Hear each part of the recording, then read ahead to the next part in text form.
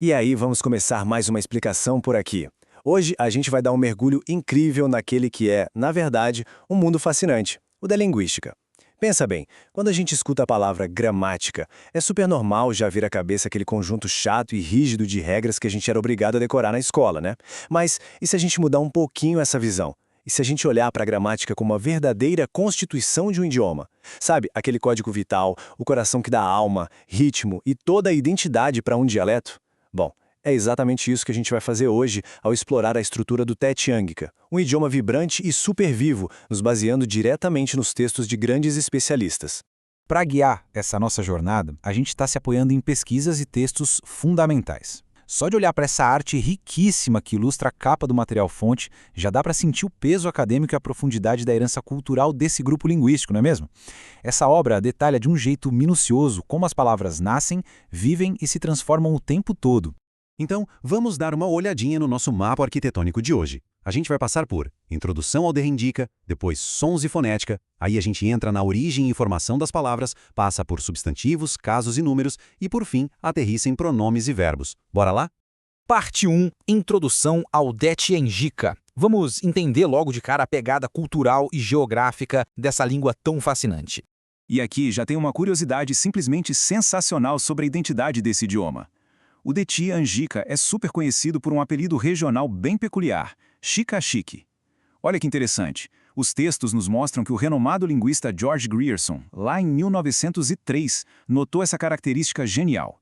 Esse apelido vem do uso muito frequente dos verbos checai ou chau, que significam é ou são. Ou seja, o som repetido desse verbo acabou virando literalmente a marca registrada do dialeto para quem escuta de fora. É como se a própria língua se apresentasse. E detalhe, viu? Essa língua não está presa num cantinho pequeno de jeito nenhum. Ela respira, evolui e conecta milhões de falantes por vastos territórios, até cruzando fronteiras internacionais. A gente está falando de distritos inteiros em Bihar, como Bhagalpur e Munger, pegando partes de Jharkhand e Bengala Ocidental e indo além da fronteira até as regiões de Morang e Sunsari, lá no Nepal. É uma teia cultural absolutamente gigantesca. Parte 2. Sons e fonética. Chegou a hora de desvendar os blocos de construção sonoros que fazem esse idioma soar tão único. Os sons aqui são superestruturados, divididos certinho pelo local de articulação, seja na garganta, no palato ou nos lábios. Mas o que realmente rouba a cena e que a gente precisa muito destacar é essa vogal gutural, o O. É exatamente esse som bem específico que sai direto da garganta que ajuda demais a distinguir o Taitiangika e dá a ele aquele tom bem característico, sabe? Totalmente inconfundível. E é muito fascinante perceber como a língua meio que brinca organicamente com a fonética padrão. Rola um verdadeiro momento ahá quando a gente repara na inversão das letras. Por exemplo, onde o padrão traz um N, tipo na palavra nad, que é rio, o Taitiangika simplesmente troca e usa um L, virando lad. Essa troca entre o L e o R também é um fenômeno super clássico. Sem contar a simplificação de sons aspirados de shan, que na maioria das vezes viram um simples S. É a língua se adaptando no dia a dia de um jeito super prático. Parte 3. Origem e formação das palavras. Agora a gente vai cavar um pouquinho e descobrir de onde vêm as raízes desse vocabulário. Como acontece em quase toda a língua viva, o vocabulário não brota de uma fonte só, né? O material aponta 4 origens diferentes. A gente tem as palavras tatsam, que vieram direto do sânscrito, intactas, tipo Agni, para fogo.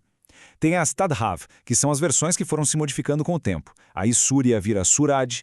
E, claro, os empréstimos estrangeiros, as Agat, como Kitab ou School. Mas, gente, o terceiro ponto é que é o grande destaque, as palavras Deschais. Elas são indígenas, puramente locais. Palavras tipo butru ou gossa não têm nenhuma raiz clara no sânscrito. Elas simplesmente nasceram e estão profundamente fincadas no solo e na cultura raiz daquela região. Isso mostra de um jeito brilhante a agilidade da língua na boca do povo. Olha que genial essa construção de vocabulário em 3 etapas maravilhosamente específica. Uma palavra não tem uma forma estática e pronto. Ela ganha camadas de extensão para adicionar carinho, desprezo ou só para ficar mais informal mesmo. A base começa na forma lau, tipo Mali. Aí dá para estender para guru, virando Malaya, e o negócio vai ainda mais longe, chegando numa terceira forma, Atirikt, como Maliba. São 3 passinhos incríveis de transformação que dão um tempero mega local para os substantivos de todo dia. Parte 4. Substantivos, casos e números. Vamos entender agora a cola, a argamassa que junta essas palavras na hora de formar as frases. Quando o assunto é gênero e número, as regras que a gente encontra nos textos originais são de uma simplicidade deliciosa. Para passar um substantivo para o feminino, na imensa maioria das vezes, é só tacar o sufixo "i" no final. Assim, shotka vira shotki, fácil, fácil. E para fazer o plural? A estrutura não muda o final da palavra original, não. Ela se apoia em palavras de coletivo. A gente adiciona termos como sab, log ou cine logo depois da palavra. Então, ham, que significa eu no sentido mais restrito, vira ham-sab para representar a galera toda, o nós. Mas o pulo do gato mesmo é como a gente conecta a ação aos objetos. Os marcadores de caso são essenciais aqui. São essas pecinhas minúsculas que indicam quem está fazendo o quê, para quem ou com o quê. É super legal ver como marcadores pequenininhos, tipo leles ou cadire, no caso dativo, conseguem mudar totalmente a direção da frase, deixando claro que a ação foi feita para alguém.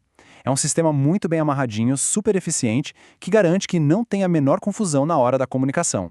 Parte 5. Pronomes e verbos. O ato final.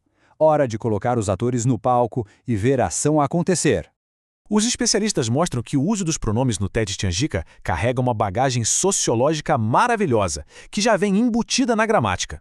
A língua tem pronomes super diretos para a primeira pessoa, quem está falando, e para a segunda pessoa, quem está ouvindo. Só que a mágica acontece na terceira pessoa, aquele de quem a gente fala. O pronome muda elegantemente dependendo de quão perto ou longe essa pessoa está, seja fisicamente ou na escala social de quem está falando. É literalmente a gramática exigindo que quem conversa leia o ambiente e o contexto social ali na mesma hora. E claro, a gente não pode esquecer da ação, né? Os verbos são basicamente o coração batendo ali na gramática, e aqui o ritmo é forte. Os textos mostram muito bem como a raiz verbal, pegando o exemplo kai, que é comer, vai se moldando de forma super orgânica. Dá para sentir a evolução pelo tempo e modo. Vai de um presente simples, kai shai, passa para o presente contínuo kai ralo chai e muda completamente quando pula para o passado, virando kai lie ou kanete lie. Eles vão se adaptando sem parar, mantendo a frase super viva e pulsando de energia. E assim a gente fecha essa nossa viagem estrutural, que foi lá do som até a frase completinha do TED Tianjika. Fica muito claro o quanto a estrutura dessa língua é rica, robusta e cheia de vida, né? E isso deixa a gente com um pensamento final muito instigante, especialmente para quem convive com dialetos ou estuda línguas. Numa conversa solta com a família ou ali na rua interagindo, quantas dessas regras milenares e super profundas, essas conjugações de 3 níveis, esses marcadores de caso, acabam sendo usados de um jeito totalmente automático, sem nem pensar a cada segundo. Exatamente aí que mora a essência de uma herança falada viva. A gente espera que essa explicação tenha jogado uma luz nova e super interessante sobre tudo isso. Um abração e até a próxima!